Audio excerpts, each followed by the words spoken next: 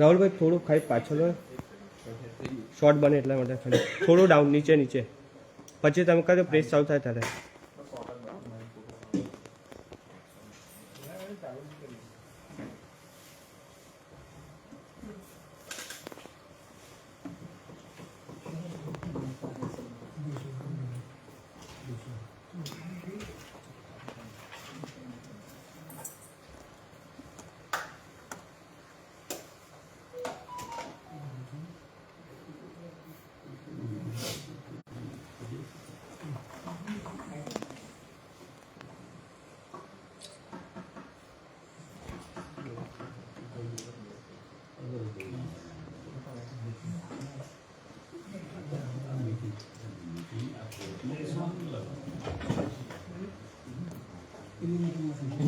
Hello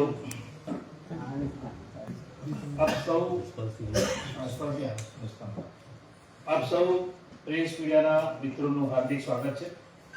आपना आभारी है कि टूंकी नोटिस में आपणे तमे अहींया उपस्थित थया छो। आजनी खास प्रेस कॉन्फ्रेंस में अपनी वच्चे पूर्व कैबिनेट मंत्री अने गुजरात प्रदेश कांग्रेसना पूर्व प्रमुख आदरणीय भरतसिंह सोलंकी साहब अहीं उपस्थित है। आप जाणो छो कि आखा गुजरात राज्य में जे SIR ની પ્રક્રિયામાં ફોર્મ 7 માં જે વાંધાનું ફોર્મ છે એને લઈને જે ફ્રોડ કામગીરી થઈ રહી છે એ સંદર્ભે ખાસ કરીને ભરતસિંહ સોલંકી સાહેબ આ પ્રેસ કોન્ફરન્સમાં અહીંયા આપણને માર્ગદર્શન આપવા આવ્યા છે, પ્રેસ કોન્ફરન્સ સંબોધવા આવ્યા છે। તો વધુ સમય ના લેતા હું ભરતસિંહ સોલંકી સાહેબને વિનંતી કરીશ કે આજની પ્રેસ કોન્ફરન્સને સંબોધે। વડોદરા શહેર કોંગ્રેસ સમિતિના પ્રમુખ ઋત્વિકભાઈ, વડોદરા કોર્પોરેશન કોંગ્રેસ પક્ષના નેતા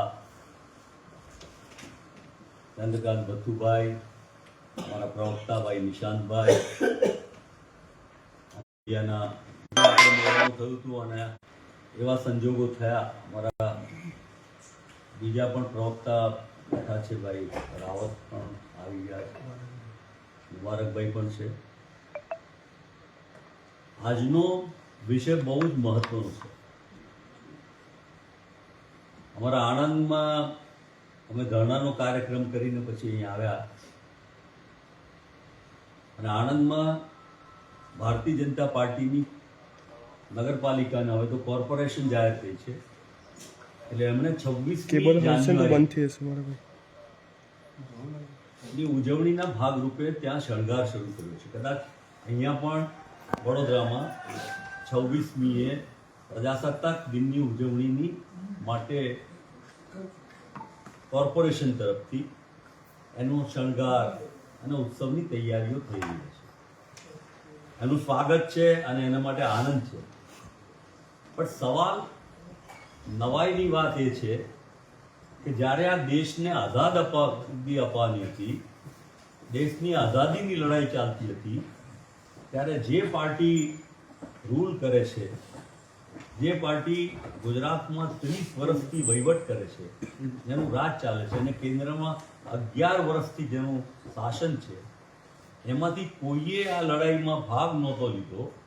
વંદે માતરમ કે કોંગ્રેસના તિરંગાને ધ્વજવંદન નહોતો કર્યો, એમના હેડક્વાર્ટરમાં પણ વર્ષોના વર્ષો સુધી જેણે આ સ્વાગત કર્યું નહોતું, એ લોકો આજે લોકશાહીના પ્રજાસત્તાક દિનની ઉજવણી જોરશોરથી કરી રહ્યા છે। એક તરફ ન તો આઝાદીની લડાઈમાં ભાગ લીધો અને આજે જે પરિસ્થિતિનું નિર્માણ કર્યું છે કે જે અંગ્રેજો સામેથી આપણે આઝાદી મેળવી, એ આઝાદીમાં જે પ્રકારે અંગ્રેજોએ આ દેશના લોકોને ગુલામ બનાવવાનું, એમના સ્વતંત્ર અધિકારોને ખતમ કરવાનું કામ કર્યું હતું, તે પ્રકારે લોકોના અધિકાર જે બંધારણ દ્વારા એ પ્રજાની ચૂંટાયેલી પાંખે નક્કી કરેલા એને હનન કરવા માટે આ ભારતીય જનતા પાર્ટી ચૂંટણી પંચનો ખુલ્લેઆમ દુરુપયોગ કરી રહી છે। થોડી લાંબી વાત થશે, આ મુદ્દો બહુ અગત્યનો છે કારણ કે દેશની લોકશાહી અને સ્વતંત્રતાનો છે। જ્યારે બિહારની ચૂંટણી થઈ અને ત્યારે પણ એમાંથી 62 લાખ મતદારો એમાંથી ઓછા થઈ ગયા. તમારામાંથી મારી ઉંમર તો 1953માં જન્મ થયો એટલે આઝાદી પછી 6 વર્ષ કરતા વધારે સમય ગયો અને હું મતાધિકાર તો એ વખતે 21 વર્ષે હતો, પછી રાજીવજીએ 18 વર્ષે મતાધિકાર. ત્યારે આ દેશના ઇતિહાસમાં જે પહેલો મતદાર નોંધાયો 1947 પછી 1952ની પહેલી ચૂંટણીમાં એ મતદાર યાદીઓ બની અને એ મતદાર યાદીઓ એ સતત ચાલતી કે જે મતદાર જે ગામમાં જે જગ્યાએ રહેતો હોય અને એના જ બૂથમાં હોય, કદાચ સીમાંકનમાં બૂથમાં ફેરફાર થઈ શકે પણ એ મતદાર યાદીમાંથી એને ક્યારે ફરીથી ફોર્મ ભરવાનો વારો નહોતો આવ્યો.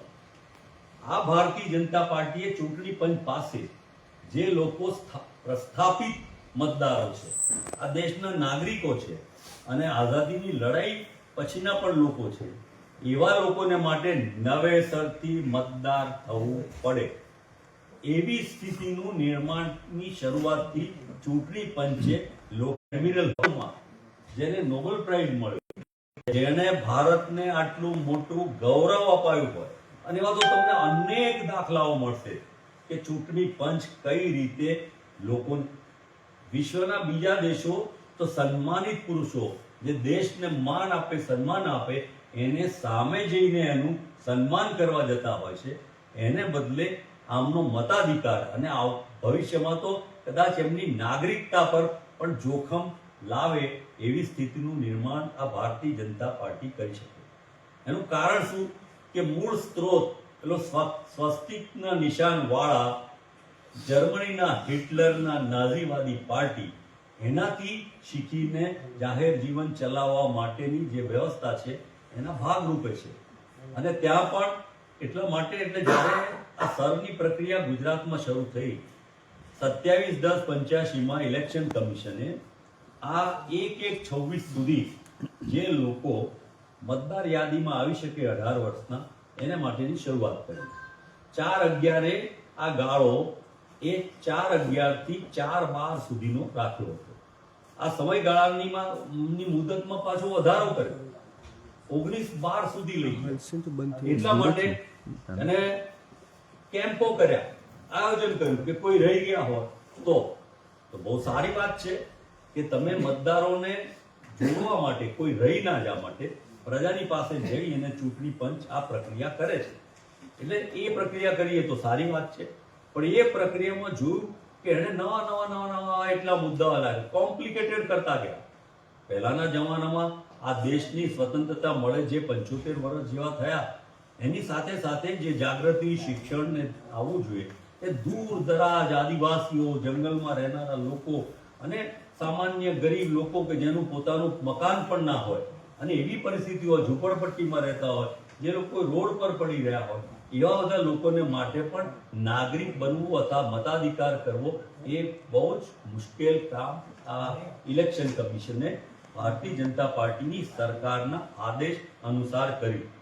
એના પછી અને નવી મતદાર યાદી માટે એમણે ડ્રાફ્ટ યાદી બહાર પાડી. હવે મારા જેવાએ અને તમારામાંથી પણ ઘણા પત્રકાર મિત્રોએ પણ બધાએ નવા ફોટા પણ આપ્યા છે. આપણે જ્યારે હું પહેલો મતદાર બન્યો ત્યારે મારો જે જૂનો ફોટો હતો એ ચાલતો હતો અને ગઈ ચૂંટણી સુધી એનું એ જ મતદાર કાર્ડ ચાલતું હતું, કોઈ તકલીફ એમાં નહોતી. પણ આ વખતે કીધું કે તમે તમારા નવા આપવા હોય તો નવા આપો. જોગાનું જોગ મારો તો નવો ફોટો સ્વીકારી લીધો, પણ આ જે ડ્રાફ્ટ યાદી બહાર પડી એમાં પણ જે મતદારોએ નવા ફોટા આપ્યા એમના નવા ફોટા છપાયા નહીં. તો એનો અર્થ કે ચૂંટણી પંચ શું કરે છે, એમને યોગ્ય લાગે એવું જ કર્યા કરે છે. અને એ એટલા માટે કે નાના મુદ્દાઓને બદલે મતદાર કે જે આ દેશનો માલિક કોણ, તો મતદાર કે ચૂંટણી પંચ, મતદાર કે સરકાર, આ દેશનો નાગરિક એનો માલિક છે, નહીં કે આ ચૂંટણી પંચ કે આ દેશની સરકાર. સરકાર તો આ દેશના મતદાર અને નાગરિકમાંથી બને છે, ત્યારે એના અધિકારને પણ લેવા માટેનું આ કાવતરું એ લોકો કરી રહ્યા છે. અને એ યાદીમાં પછી સુધારા કરીને એમણે એ કહ્યું કે પહેલા તો એના માટેના વાંધાઓ કોઈ પણ નવા ઉમેરવા, ફોર્મ નંબર 6 અને ફોર્મ નંબર 8, ફોર્મ નંબર 7 એવું કર્યું. અને 7 નંબરના ફોર્મમાં કોઈને પણ કોઈ મતદાર માટે વાંધો હોય, કોઈ ત્યાંથી ચાલા ગયા હોય, બીજા સ્ટેટમાં ગયા હોય, ક્યાંક પરદેશ ગયા હોય, અથવા તો કોઈ મૃત્યુ પામ્યા હોય, એ બધી વિગતો આપ બહુ સારી રીતે જાણો છો. હવે એ જે ફોર્મ 7 આપવાનું, એની તારીખ એમણે નક્કી હતી 18 જાન્યુઆરી 2026. હવે 18 જાન્યુઆરીના દિવસે જ એમણે પાછી એ તારીખ લંબાવી દીધી 30મી જાન્યુઆરી. તમારે કોઈ મતદાર નહીં રહી જોવો છે કે તમારે મતદારોને કાઢવાની પ્રક્રિયા કરવી છે? તમારા દેશમાં નાગરિકને તમારી શક્તિઓ, લોકશાહી, ડેમોક્રેટિક શક્તિઓ આપી છે, જેમ વિશ્વના વિકસિત દેશોમાં આપવામાં આવે છે, ડેમોક્રેટિક દેશોમાં આપવામાં આવે છે, કે બીજા ડિક્ટેટોરિયલ દેશોમાં જ્યાં નાગરિકને દબાવી દેવામાં આવે છે, જેને કચડી નાખવામાં આવે છે, એ પ્રકારનું કામ કરવું છે. અને એ 18મી તારીખને બદલે એમણે, અને પછી હવે મૂળ મહત્વની ડ્રાફ્ટ યાદી પ્રસિદ્ધ થયા પછી એમણે 16, 17, 18 ના રોજ એમના મળતિયાઓ, આ જે સરકાર ચલાવે છે, ચોખ્ખી વાત કરું કે ભારતીય જનતા પાર્ટી, અને એના દ્વારા પેલા ફોર્મ 7 અચાનક ડગલા બંધ એમણે જુદા જુદા ધારાસભા વિસ્તારના ચૂંટણી અધિકારીઓને આપ્યા. બહુ વિચાર માંગી લેવી વાત છે કે અચાનક. અને પહેલા તો અધિકાર કોનો? તો કે અધિકાર એનો કે જે એ ધારાસભા વિસ્તારમાં આવતો મતદાર હોય તેનો, એ ચોક્કસ વાંધો આપી શકે. એને કેટલા નંબર આપી દે?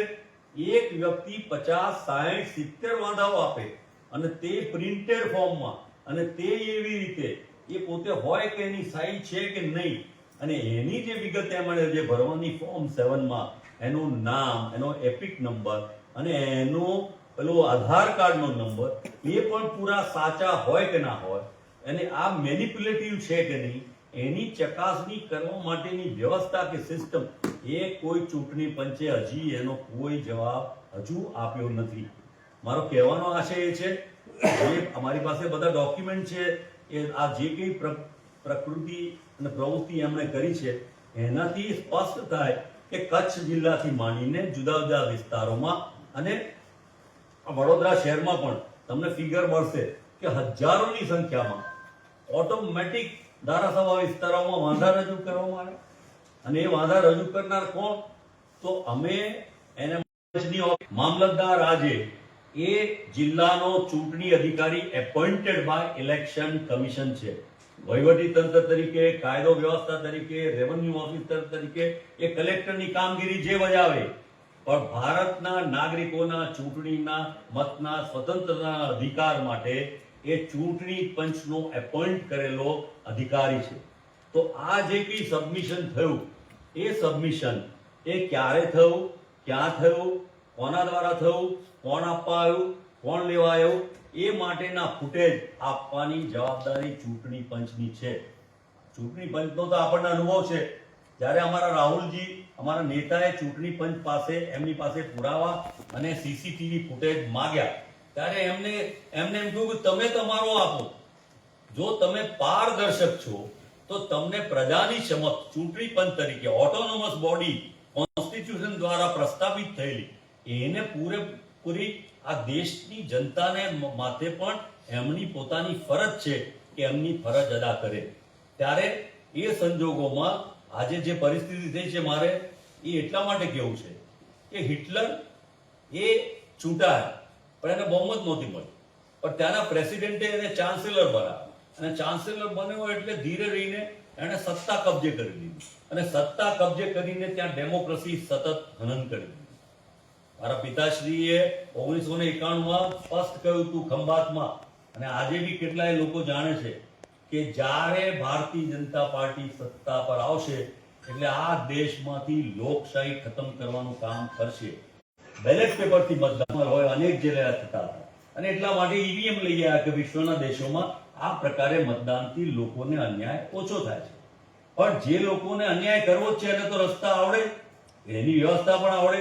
એટલે ઈવીએમમાં પણ જે ગોટાળાની શરૂઆત થઈ કે જે બૂથમાં કોઈની વસ્તી ના હોય ત્યાં પણ લોકોના મત પડ્યા હોય, બીજા ઈવીએમ મશીનમાં પણ મત વધારે ઘટાડે પડ્યા હોય, અને ઈવીએમ મશીનો ખુલી ગયા હોય, રસ્તામાં લઈ ગયા હોય, તોડફોડ, આ બધી વાતો ભૂતકાળની અને ઇતિહાસની થઈ ગઈ છે ને તમે જાણો છો. એ ઈવીએમ પછી આપણને આગળ ખબર પડતી ગઈ કે હરિયાણા અને બાકીના ચુનાવ, મહારાષ્ટ્રના ચુનાવ અને કર્ણાટકમાં રાહુલજીએ પ્રસ્થાપિત કરીને બતાવ્યું કે ઈવીએમ ની સાથે સાથે મતદાર યાદીઓમાં પણ ગોટાળા થાય છે, અને એ ગોટાળા થાય છે એ ફરિયાદનો કેવી રીતે રસ્તો કાઢવો એ કાઢવા માટે આ ભારતીય જનતા પાર્ટીની સરકારે ઈવીએમ ને ગાઈડ કરી અને સ્પેશિયલ ઇન્ટેન્સિવ રિવિઝનની વાત સરની લઈ આવે, અને એટલે બિહારમાં આ એટલું ઝડપથી ચાલે. અને આપણે બધા પ્રેક્ટિકલ છીએ, જાણીએ છીએ, સમજીએ છીએ. આ વડોદરા આ સંસ્કારી નગરીમાં રહીએ છીએ કે જ્યાં અર્બનમાં એજ્યુકેશન, સમજને આવડત હોય, પણ દૂર દરાજ ગામડા કે લોકોમાં હજુ પણ મતદાતા તરીકેની ફરજો, શું હક, કેવી રીતે થાય, યાદીમાં નામ લખાવવું કેવી રીતે, એ તો કાર્યકરો કે બીજા જઈને લખાવે ત્યારે એનું જાય. એવા સંજોગોમાં સરમાં પણ બિહારમાં ગોટાળા થયા આપણે જાણીએ છીએ. પણ લોકોએ કીધું કે તો કેમ ફરિયાદો ના થઈ, સુપ્રીમ કોર્ટ સુધી કેમ ના ગયા? આજે આપના થકી અમે ભારતીય જનતા પાર્ટીના જે આ પ્રકારની વોટ ચોરી કરનારા લોકો, ચૂંટણી પંચ અને પ્રજાજનોને ખાસ કરીને જાગૃત કરવા માટેની વાત, અને અમારું જે કામ છે ઇલેક્શન કમિશન સામે રજૂઆત કરવાનું, જે અમે ફૂટેજ ને બધું માંગ્યું છે એ તો ખરું જ, અને સાથે સાથે ન્યાયતંત્રનો દરવાજો પણ પકડાવવાના છે, એમાં કોઈ શંકાને સ્થાન નથી. સીધી સાદી વાત એ છે કે 2015માં આપને યાદ હોય તો અમદાવાદ કોર્પોરેશનની ચૂંટણી થઈ. જે ફાઇનલ મતદાર યાદી હતી એમાં ડિલીટના સિક્કા વાગેલા છે. હવે ત્યારે તમે આ કરો, પણ આપણે સહિષ્ણુ પ્રજા છીએ.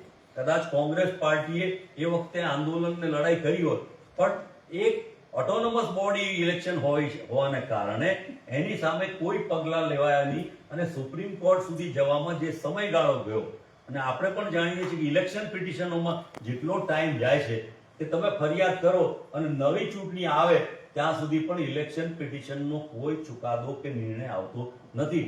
એટલે એ પરિણામ ઓટોમેટિક એસ્ટાબ્લિશ થયા પ્રમાણે બરાબર ગણાય છે, એને બીજી જગ્યાએ ચેલેન્જ કરી શકાતું નથી. અને અમે એટલા જ માટે અત્યારે અમારા પાર્ટીના કાર્યકરોની મીટિંગ રાખી છે, એમાં નક્કી કર્યું છે કે અમે પાર્ટી તરીકે તો આ રજૂઆત ઇલેક્શન કમિશનને કરીએ છીએ અને કોર્ટમાં જવાના જ છીએ, પણ સાથે સાથે બેનિફિશિયરી એટલે કે મતદાર, એ મતદાર પણ ફરિયાદ આપશે કે મારો મત એ કેન્સલ કરવા માટે ફોર્મ નંબર 7 જેણે ભર્યું છે એની મને માહિતી પણ આપો, અને એની સામે કાયદાકીય એફઆઈઆર પણ લો. મારી પાસે તમે માગો એ મતદારના તમામ પુરાવાઓ છે, અને એના માટે પ્રદેશ કોંગ્રેસ સમિતિએ પણ એને માટેની રજૂઆત ઇલેક્શન કમિશનને 2 વાર કરી છે. અને એ સંજોગોમાં મારી આપને થોડી વૈચારિક વાત કહું છું. અપાર્ટ ફ્રોમ ઇલેક્શન, ચૂંટણી જીતે અને હારે એ તો એક પ્રક્રિયા સતત ચાલતી રહેવાની, પણ લોકશાહી રહેશે તો ચૂંટણીને હું આ ખાસ કરી બુદ્ધિજીવી, શિક્ષિત એવા વિચારશીલ ફ્રોમ પોલિટિકલ એંગલ તમે જુઓ તો બહુ મોટું એ થશે.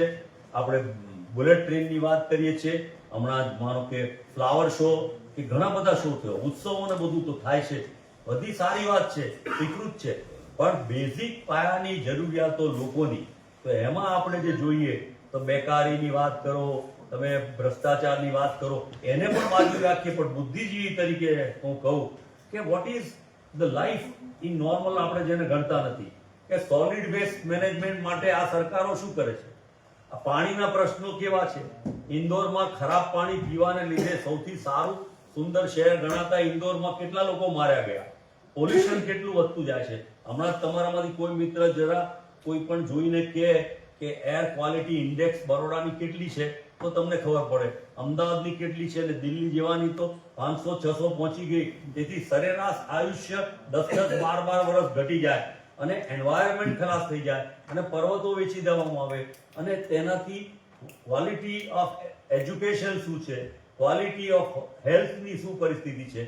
અને કહેવાનો મતલબ કે લોકશાહીમાં ચૂંટાયેલી સરકાર એ લોકોને માટે કામ કરે, 140 કરોડનો લખી છે, અને કઈ વાત કરીએ ને સૌનો સાથ, સૌનો વિકાસની વાત કરીને 140 કરોડની વસ્તી ધરાવતા આ ભારત દેશમાં માંડ 1 લાખ લોકો 95% કરતા વધારે મિલકતો આ દેશની ધરાવતા હોય, અને આ દેશની માલિકીની એટલે આ દેશની પ્રજાની મિલકતો, એનું પાણી, એની જમીન, એના જંગલો, એનો વાયુ, એની મિનરલ્સ, એ બધું હોત એ ધીમે ધીમે કરીને આ પેલા માંડ 1 લાખ લોકો જે છે એને આપી દેવાનો કારસો કરતી એ સરકાર એ લોકશાહી વાળી સરકાર કહેવાય કે આપઘૂત સરકાર કહેવાય?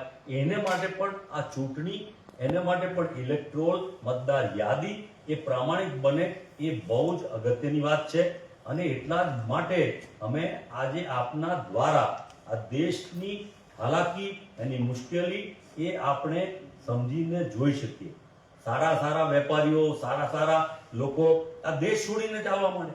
એટલા માટે આ દેશમાં પોલ્યુશન, કાયદો વ્યવસ્થાની સ્થિતિ, આ દેશ ક્યાં જશે અને એના કાયદાઓ, તમારો જીએસટી નો માર પડ્યો, નોટબંધીનો માર પડ્યો, કોરોનાનો માર પડ્યો, અમેરિકાના પ્રેસિડેન્ટે ભારત પર કેટલું બધું ટેરિફનું નાખ્યું, અને ત્યારે બી આપણો દેશ, આ દેશની જમીન ચાઇનાએ લઈ લીધી, આપણા લોકોને મારી નાખ્યા. ત્યાં ઉપર ડેમ બાંધશે એટલે ઉત્તર ભારતમાં નદીઓની એટલી બધી ખરાબ હાલત થઈ જશે. ત્યારે એ તમામ બાબતોને ધ્યાનમાં લેતા અમારી તો આપના માધ્યમ દ્વારા લોક જાગૃતિ, તમારે જેને છૂટવા એટલે છૂટજો, પણ લોકોના અધિકારને તમે લૂંટી ના લો. મતાધિકાર રહેવા દો, એને પ્રામાણિક તરીકે મત આપવા દો. એવી સ્થિતિ તમારે રાખવી જોઈએ. કાયદાની જોગવાઈના જે કંઈ નિયમો છે એ દ્વારા અમે કોશિશ તો કરવાના જ છીએ. અને એમાં આપ જાણો છો એમ કે વાંધો રજૂ કરનાર, જે વાંધાઓ રજૂ કરવાના એ તે જ વ્યક્તિ છે કે મતદારને રૂલ 19 મુજબ નોટિસ આપે. નોટિસો તો આપી, કોઈકને એમ કે તમે અહીં નથી રહેતા, મરી ના ગયા એના માટે બીજા દાખલા આપે. ઉંમરનો દાખલો કે તમારી અને તમારી દાદીમાની ઉંમરમાં કેમ આટલો ફેર છે? આટલા વર્ષો ચાલ્યું ને અચાનક રેક્ટિફાઈ કરવા માટે આટલા ટ્રાન્સપરન્ટ, આટલા બધા પારદર્શક ભારતીય જનતા પાર્ટી વાળા થઈ ગયા.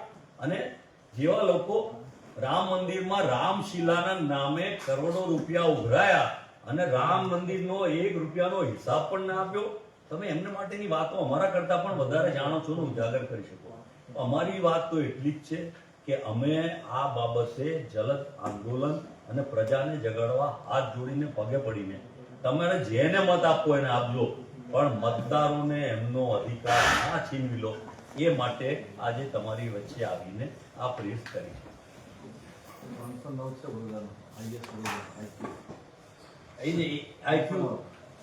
એર ક્વોલિટી ઇન્ડેક્સ 309 છે, 100 થી નીચે હોવી જોઈએ. એની ચિંતા નથી કરતા, પણ મતદાર યાદીઓમાં કોના નામ કમી કરવા, કોને કેવી રીતે કાઢવા, એને માટેની કેવી વાત કરી રહ્યા છે. અને એમાં તમને નામ નીકળશે બધાના. કેટલાય બીએલઓ એમણે ફરિયાદ કરીને આપ્યું કચ્છમાં કે આ અમને ફરજ પાડવામાં આવી કે આટલા લોકોના નામ, 88 લોકોના નામ, તમારે પુરાવા જોઈશે તે પુરાવા પણ તમને આપશું.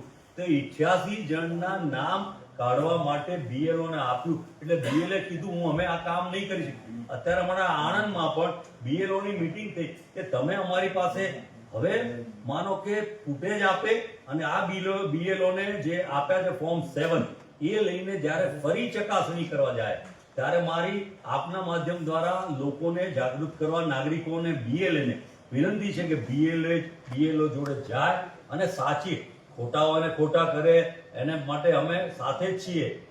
સરકાર ચૂંટાઈને જેની આવે આટલા વખતથી ચાલે છે. અમે ક્યાં એવું એમને તોડી પાડવા માટેનું કયું કાવતરું કર્યું કે એના માટે કઈ નેગેટિવ કે કઈ હિંસાનો ઉપયોગ કર્યો? અમારા નેતા રાહુલ ગાંધી તો એ ગાંધીજીના માર્ગે અહિંસાની વાત કરે છે, ક્યારેય તોફાનને પ્રોત્સાહન નથી આપતા. યુથ કોંગ્રેસમાં કોઈ તોફાન કર્યું હોય તો એને રોકી ટોકીને એને સ્નબ કરી દે છે. ત્યારે આપના દ્વારા એટલા માટે કે વેપારીઓ, ઉદ્યોગપતિઓ, બુદ્ધિજીવીઓ, ઇન્ટેલેક્ચ્યુઅલ્સ ઓફ ધ સોસાયટી અને મીડિયાના તમે મિત્રો અને આપણો જે ક્લાસ ઓફ ઇન્ટેલિજન્સ છે જે ભારતને ગૌરવ અપાવે છે એ અમર્ત્ય સેનનો વારો લાવે તો કાલે તમારો બધાનો પણ વારો લાવી શકે.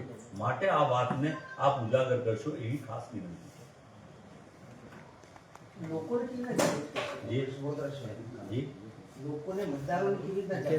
એટલા માટે આ ટાઈમ ઓછો છે.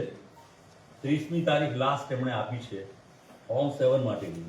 એટલે આજે જ અમે અમારી પાર્ટીના કાર્યકરોને પણ બોલાવ્યા છે અને એને પણ પ્રચાર પ્રસારમાં જોડવાના છીએ. અને સોશિયલ મીડિયા અને આપનું મીડિયમ મોટું છે કે અમે જેટલો પ્રચાર કરીએ એના કરતાં આપના મીડિયમથી કોઈ પણ નાની મોટી પ્રચાર ખૂબ સારી રીતે થઈ શકે. અમારી વાત ખોટી હોય તો તમે ના લેતા, પણ આ વાત દરેકને સ્પર્શે છે. હું મોંઘવારીની વાત નથી કરતો હોય એ મને એમ લાગ્યું ઇન્ટરનેશનલ માર્કેટમાં ઓઇલના ભાવ વધારે છે માટે લે છે પેટ્રોલના ડીઝલના, એમ માની લો.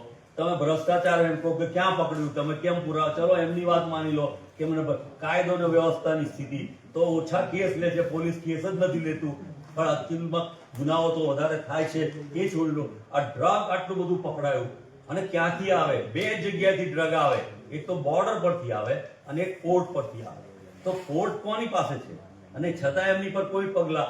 અને પોર્ટને આ તો જસ્ટ તમને જાણકારી માટે કહું કે આજની સરકારે પોર્ટના આ ઉદ્યોગપતિને એટલા પાવર આપ્યા છે કે એવા કિલ્લા બનાવી દીધા કે બીએસએફ અને એ લોકો હાયર કરી શકે. એમણે ખાલી પગાર આપવાનો, પણ કોઈ પણ જ્યાં પોર્ટમાં જવા જાય તો તમારા આંખથી માંડીને તમારું આઈડેન્ટિફિકેશન લેવાની કોશિશ કરે, અંદર જવા માટેની કોશિશ, અને બહારથી કરોડોનું ડ્રગ લઈને આવે એના માટે કોઈ લેવા દેવા નહીં. એટલી મોનોપોલી પેલા 1 લાખ લોકો 140 કરોડના લોકોના માલિક ભેગા થઈને બનાવી અને આ દેશને ફરી ગુલામીની સ્થિતિમાં લઈ જવાની કોશિશ કરે છે. થોડી મદદ કરે, એમ કે 80 કરોડ લોકોને 5 કિલો અનાજ આપીએ છીએ, એટલે એમની વાત જ એ છે કે લોકોને મૂંગા રાખો, એમને થોડું ખવડાવી દો, ચલાવી લો, પણ લોકશાહીમાં પોતાનો અવાજ, પોતાની સ્વતંત્રતા, પોતાનો અધિકાર એ બોલી ના શકે એ માટેનું સૌથી મોટું કાવતરું લોકોને મતદાનથી વંચિત રાખવાનું ભારતીય જનતા પાર્ટીનું ઇલેક્શન કમિશનને માધ્યમ બનાવીને છે.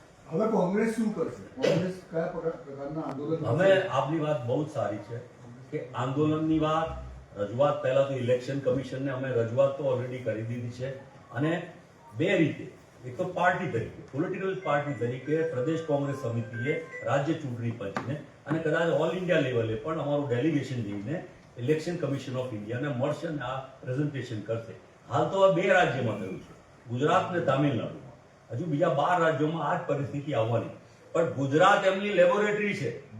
જે દેશમાં એ કરવાના છે પહેલું અહીંયા કરે છે, અહીંયા સફળ થાય કે અહીંયા માનો કે પોલમપોલ ચાલી જાય તો બધે કરશે, પણ જો અમે પ્રજાના સહકારને આશીર્વાદથી રોકી શકીશું તો આખા દેશને બચાવવાનું કામ ગુજરાતની પ્રજા અને કોંગ્રેસ પાર્ટી એમાં નાનકડું નિમિત્ત બનશે.